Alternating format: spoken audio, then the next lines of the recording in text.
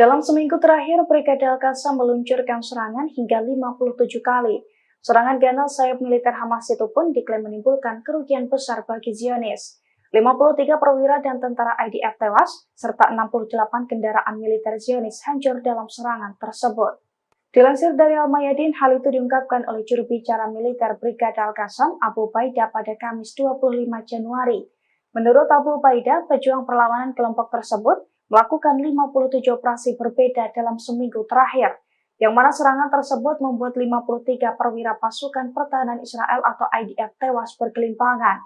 Dalam pernyataannya, Abu Ubaidah juga mengungkapkan bahwa Al-Qassam menembaki 9 tentara Israel. Pasalnya di periode yang sama, Al-Qassam pun berhasil meledakkan 68 kendaraan militer Zionis. Selain itu, Abu Ubaidah juga mengaku bahwa 4 rumah dan 2 terowongan sengaja diledakkan ketika IDF menerobosnya. Akibatnya, para tentara Zionis itu pun tewas tertimbun.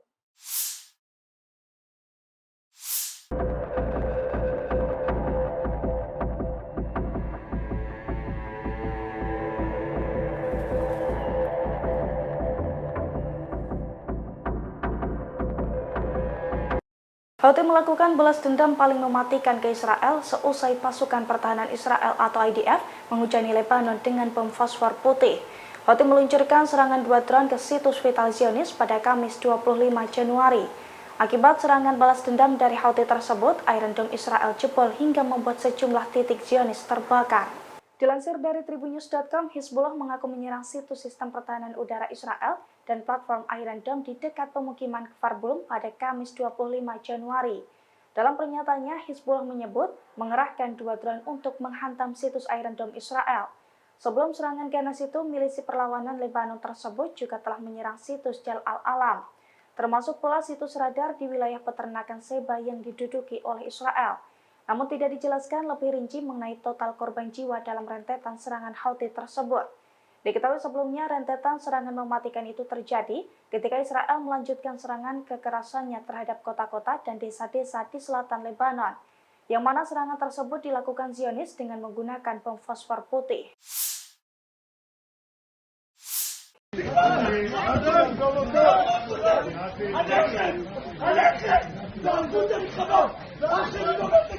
Menteri Kabinet Perang Benny Gantz diamuk keluarga tentara Zionis yang tewas di jalur Gaza.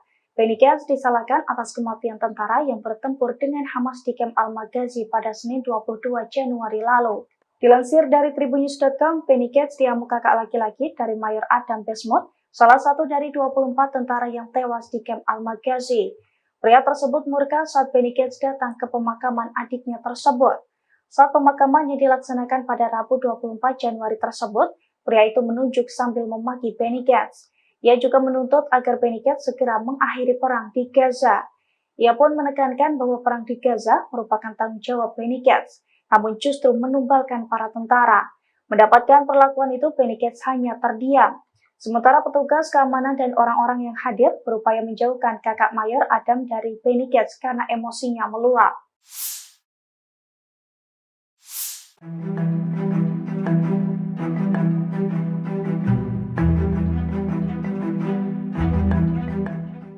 Helikopter Zionis kembali menjadi sasaran empuk Brigade Mujahidin di langit Khan Yunis. Saat mengaku tentara yang terluka, helikopter tersebut dibombardir lusinan rudal Brigade Mujahidin.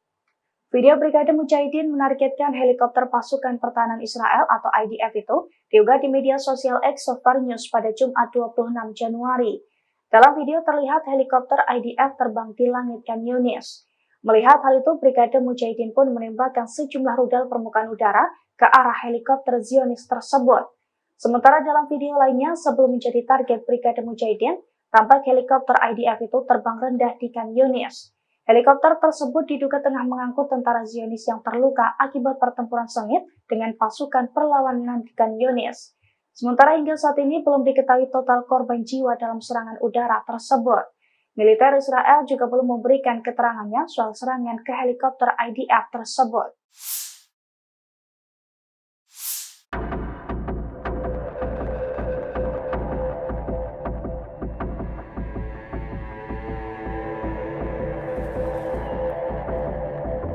Momen memalukan tentara Zionis bocor dan beredar di media sosial. di mana seorang tentara ketahuan bersembunyi di bawah reruntuhan karena takut duel dengan pasukan perlawanan. Video memalukan itu diunggah di sosial media Sobar News pada Jumat 26 Januari. Dalam video terlihat seorang tentara duduk bersandar di pojokan di salah satu gedung yang hancur. Tentara tersebut juga tampak was-was melihat ke arah luar gedung tersebut. Sementara dalam keterangan video dijelaskan bahwa seorang pejuang Palestina terlibat dalam pertempuran sengit dengan tentara IDF tersebut. Akibat pertempuran itu, tentara Zionis mengalami luka. Oleh karena itu, ia mencari tempat berlindung di bawah reruntuhan. Mengetahui hal itu, pasukan perlawanan pun menertawakan aksi tentara tersebut. Namun di unggahan itu tidak dijelaskan lebih lanjut soal kapan dan di mana pertempuran sengit itu terjadi.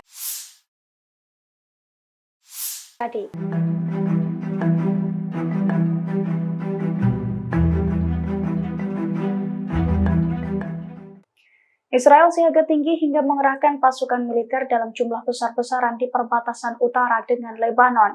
Bahkan semua warga di pemukiman dekat perbatasan juga diungsikan. Pasalnya aksi tersebut dilakukan karena Zionis panik dengan dugaan infiltrasi pasukan Hizbullah dari Lebanon. Dilansir dari Tribunnews.com pada Jumat 26 Januari, pasukan Hizbullah diduga akan menyusup ke wilayah Israel melalui kibbutz Hanita di wilayah Al-Jalil. Mendengar kabar tersebut, IDF panik dan langsung mengirimkan pasukan dalam jumlah besar. Namun setelah pemeriksaan area, kini terbukti bahwa kabar tersebut hanyalah hoaks. Meski demikian, kepanikan rupanya tidak meredam. Bahkan sirine selalu berbunyi di perbatasan tersebut. Tentara Israel juga masih menginstruksikan pemukim yang dekat dengan Hanita Kibbutz di utara untuk tinggal di tempat penampungan. Pada saat yang sama, beberapa jalan ditutup dan pos pemeriksaan didirikan di beberapa wilayah. IDF dilaporkan juga menyatakan keadaan waspada di 9 pemukiman dekat perbatasan dengan Lebanon. Bahkan IDF secara intensif mengoperasikan drone dan pesawat tempur Israel di langit perbatasan utara.